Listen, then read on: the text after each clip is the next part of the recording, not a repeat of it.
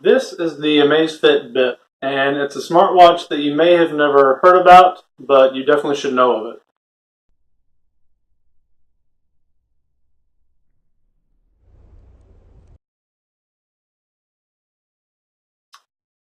So as always, we're going to talk about some of the features of the product.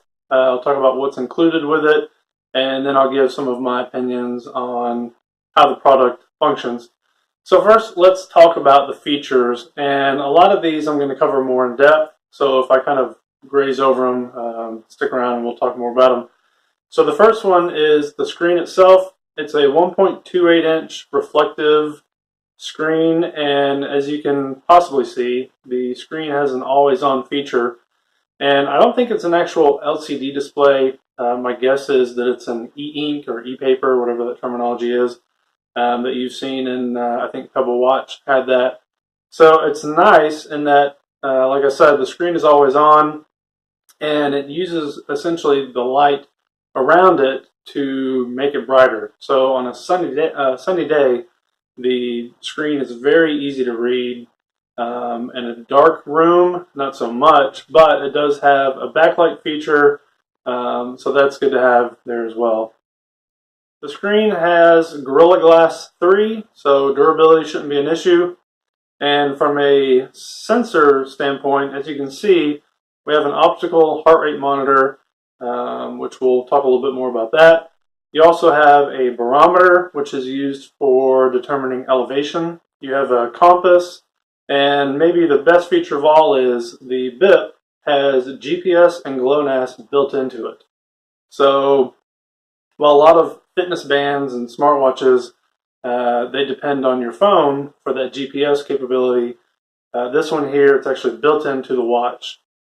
Now the watch band, it has 20 millimeter interchangeable bands, so if you want to kind of customize it and get away from the stock, you have that option. The ones that come with it are pretty nice in my opinion. They're kind of what you would see in a sport watch, so kind of a rubbery feel but comfortable. It's also IP68 rated, so essentially that means you can submerge the watch in water up to 3 meters for half an hour at a time. Now, what this means is you can't go swimming with it, or if you are, it's going to have to be kind of a short swim. And the company also recommends that you don't shower with it. I guess they say that the pressure in the shower, or like the direct hitting of the water, can be enough to kind of, get in the nooks and crannies, so to speak. So it's water resistant to a certain extent, but like I said, not something you're going to go swimming with. But if you get thrown in a pool or if you're out caught in the rain, you don't have to worry about it. And the last feature is the battery life.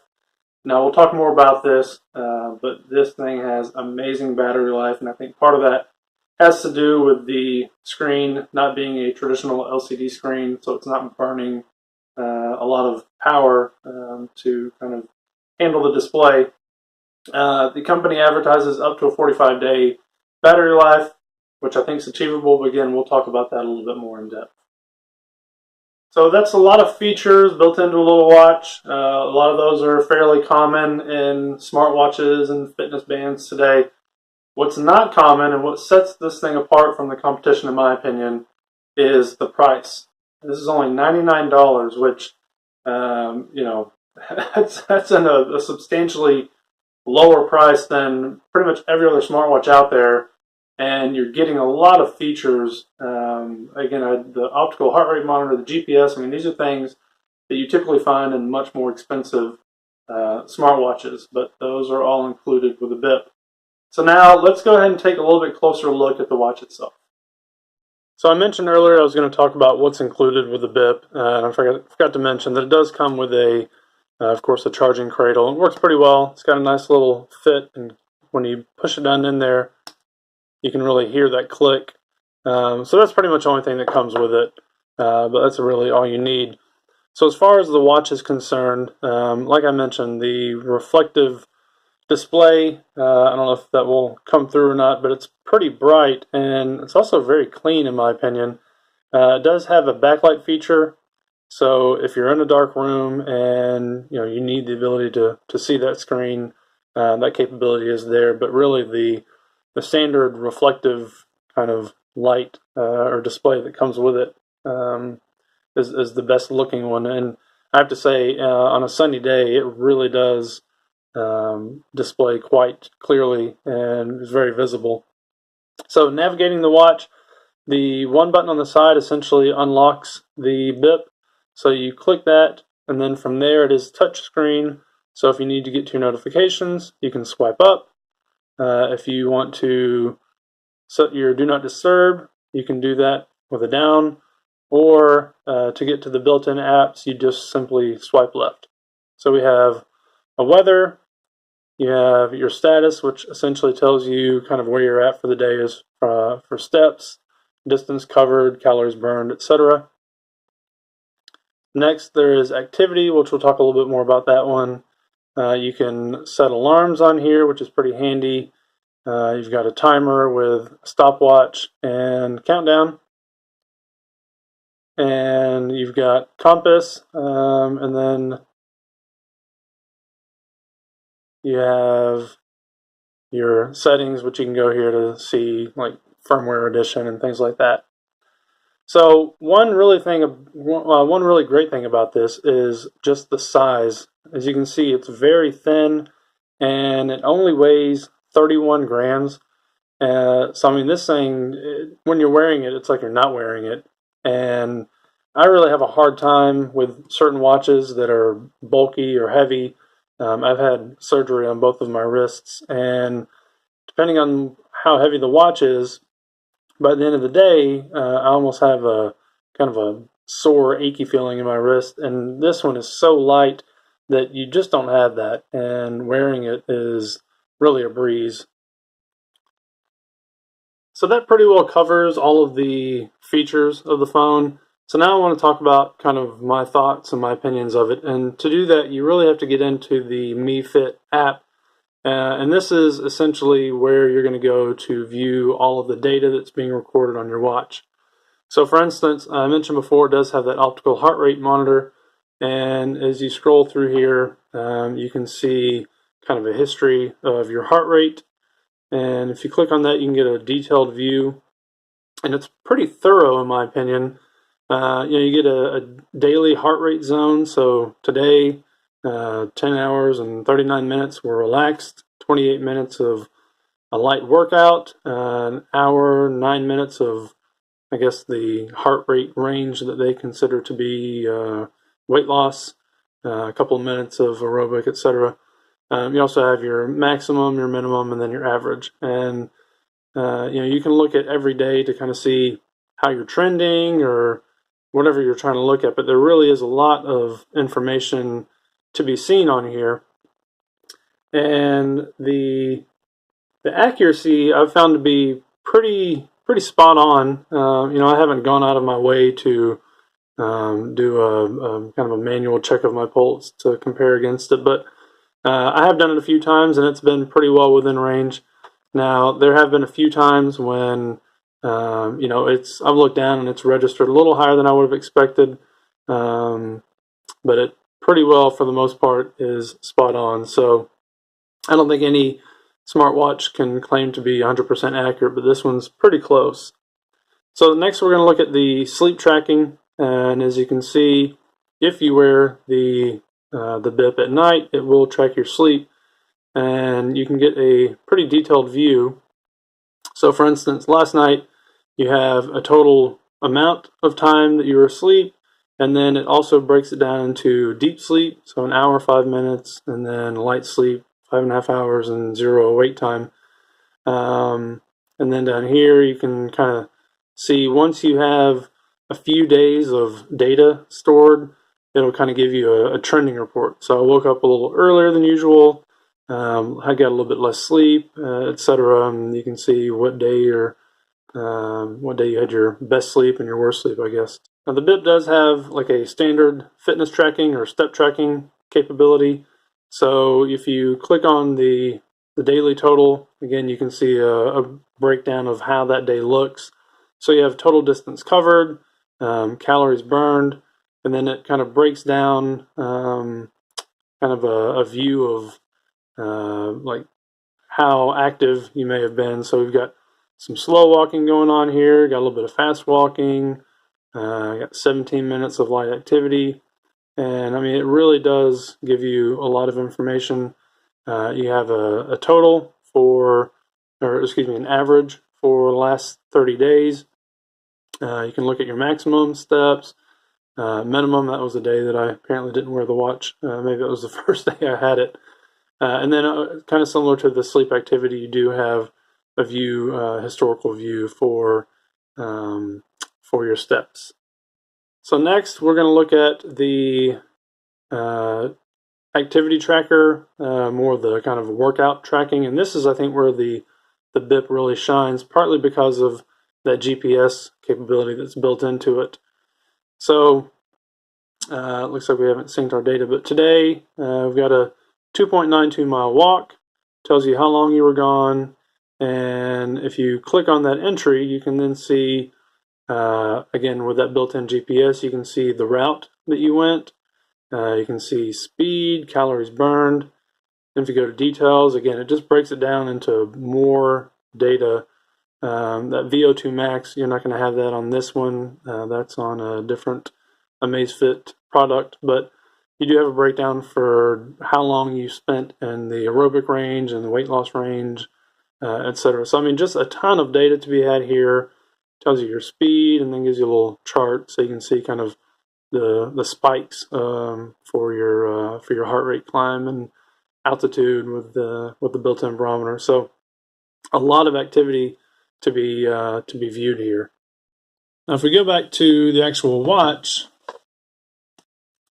to trigger those activities, you simply wake the device up, scroll over here to activity, and then you can select from quite a few options. So you have outdoor running, you have treadmill, cycling, walking, and last you can view some historical data on the Bip itself, but that's best done through the app. So that pretty well covers the things that I like about the Bip, with the exception of one more item, and that's the battery life. So as I mentioned earlier in the video, the company does advertise that you can get up to a 45-day total usage out of this before you have to charge it. So I ran two different tests. For 10 days, I used a very light version of how I would typically use this. So I had the wake, flip wrist to wake screen turned off. I had the screen brightness turned down pretty low. I had the optical heart rate monitoring turned down to check every 30 minutes. That is configurable. You can do every minute, 15 minutes, or 30 minutes. So I had that set to 30, and I had a very light use of GPS activity tracking. And over 10 days, I only used 27% of the battery. So just over a quarter, which tells me that if I'd have kept on that kind of path, I could have gotten pretty close to 40 days on what I would consider slightly more than minimal, but pretty close to it. But really the biggest selling point to me is the second test I ran for, again, wore it for 10 days without charging, and I basically turned everything up. So I had your optical heart rate sensor checking every minute. I used the GPS for activity tracking pretty much every day, for between 2.5 3 miles each day. Had the screen brightness turned up a little bit. Had the setting turned on to wake the screen when you flip your wrist. Pretty much anything I could do to burn through the battery, I had it turned on. And after 10 days, I only went through 51% of the battery. So essentially, if you use this thing full out, you can expect to have around 3 weeks of usage before you have to charge. And I don't know any other smartwatch or fitness tracker that can give you that type of battery life. So I don't know how they have managed to do this, but they did, and the battery life is astounding. So unfortunately, it's not all good news. No product is perfect, and the Bip does have its faults.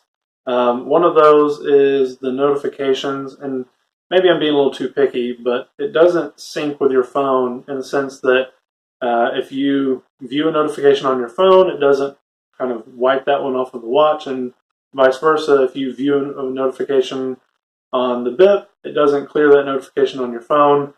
Now, as you noticed, I am using this with an Apple device, so maybe the Android's different. I don't know. But I think that would have been a nice feature to have, so you're not kind of managing two sets of notifications. The other small issue I had a few days ago was I suddenly stopped getting any notifications. So I unpaired the device, did a reset for this, a reset of my phone, turned it back on, worked for a couple of times, and then dropped off again. And went through this several times, reached out to the company, and they kind of gave me some suggestions to check the app version, the firmware on the watch. And eventually what ended up fixing it was doing an OS update on my phone. So last night I updated to the newest version, and suddenly everything was back to normal. So a little bit odd behavior. I wouldn't typically expect the iOS operating system to have that much effect on it, but regardless, it did get fixed, and you know, no harm, no foul. But if you do run into issues, maybe that's something that you should keep in mind too.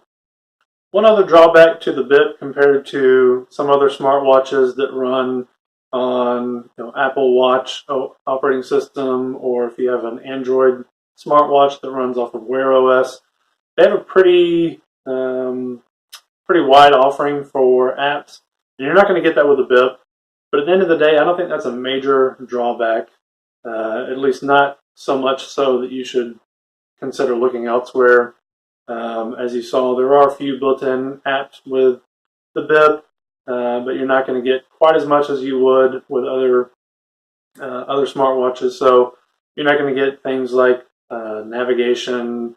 You're not going to get music control, which that one I do kind of miss. I like being able to control my music through my watch when I'm out running, but it's a small price to pay, not a game changer, but again, something to keep in mind. Two other issues that I ran into. One was the notifications for email was a little bit spotty. Seemed like it worked better for certain email accounts. So I've got Gmail accounts, I've got an old Yahoo account, and the Yahoo emails, the notifications always came through fine. The Gmail, they weren't quite as consistent, so kind of odd, not a huge deal, but just kind of weird behavior.